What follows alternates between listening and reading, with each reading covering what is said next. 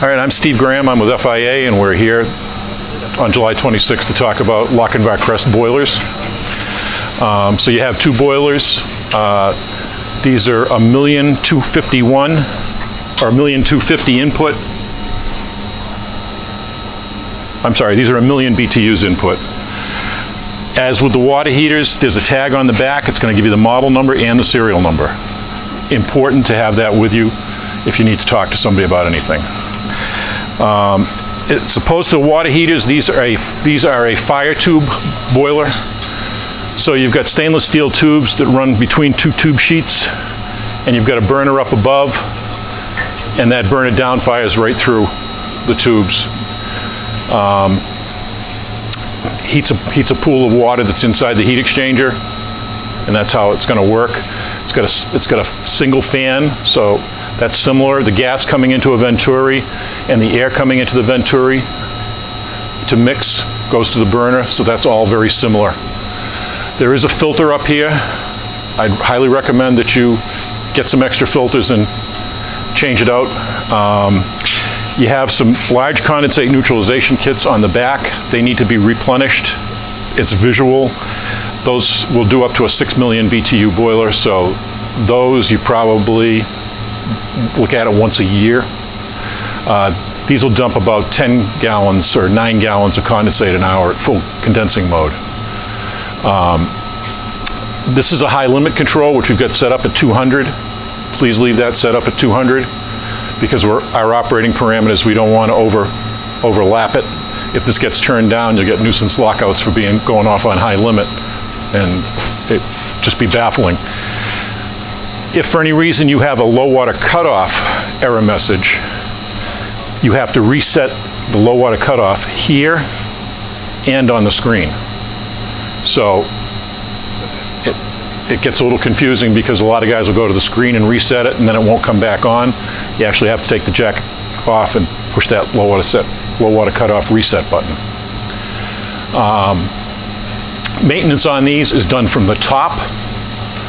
So as long as you've got room for a ladder by the side, which you do, the burner is going to be on this side, a little bit off center.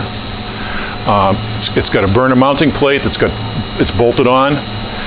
There are gaskets. I recommend that you get a set of gaskets if you're going to pull this thing apart. You might not need them, but if you know how it goes. You pull it apart and you don't have them, that's when you need them. So you can then pull the burner. It's got an igniter and it's got a flame sensor on it. You will probably want to replace those when you do service on it. The burner itself, you can disconnect the burner tube and you can actually put it in a bath to wash the crap off of it. I honestly don't know. Looks like the air is coming in from the roof, or is it sidewall? Does anybody know?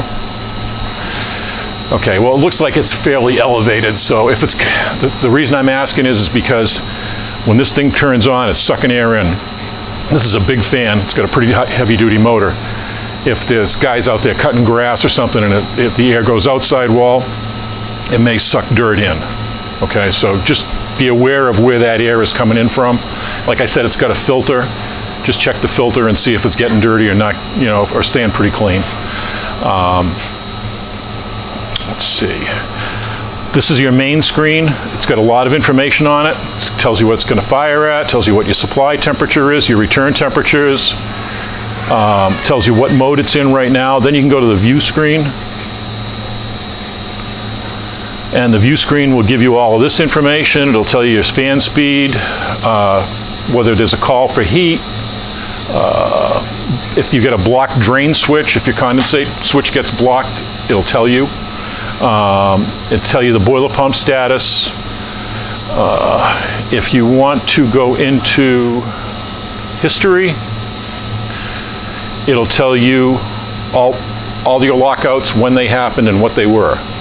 So that's what you can get on your phone. If you go into the view mode and you go into history, if you get a lockout, you can go into history and you can sit there and you can go, oh, okay, went off flame failure ignition, went off on low water cutoff. So whatever the reason. Let's see, service notes. Come on. If you come down here and you do a cleaning on it, you can note right on the boiler the day you did the cleaning.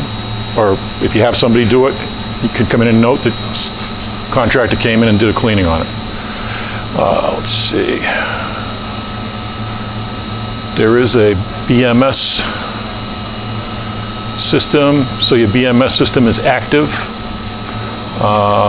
And you got a BMS set point right now of 130 degrees. I'm assuming that this building is probably very how do I want to put it? Highly energy efficient, so you're probably, everything is designed for low temperature so that these units run at a low temperature and condense the majority of the time. All right, and then, let's see. Just go back to boiler, you can go back to home. Come on.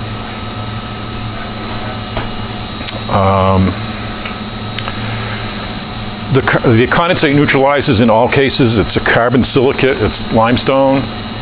I'd really recommend with what you've got here that maybe you get a small galvanized barrel or a plastic barrel and keep some extra here so that you're not running around looking for it the day you need it. You can buy 50 pounds for about $4. Don't be afraid to get like the 3/4 inch, the heavier stuff, because the condensate will dissolve that medium, and the bigger it is, the longer it takes. So, all right, let's see. I don't know. Anybody have any questions for me? Okay. Questions? All right, we're all good then.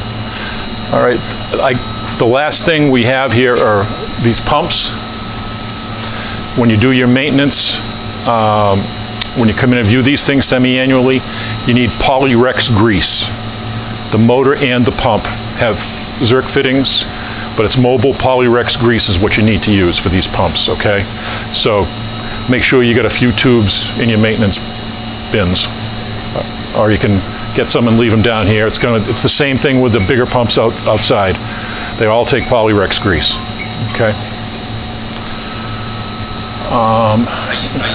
Do you control the pumps? Did you supply the pumps with the boiler? We supplied the pumps, yes. Yeah. The pumps are being controlled. You can hear them. They're gonna ramp up and ramp down as the boilers ramp up and ramp down. So you will notice that. All right. That's all I got. Okay.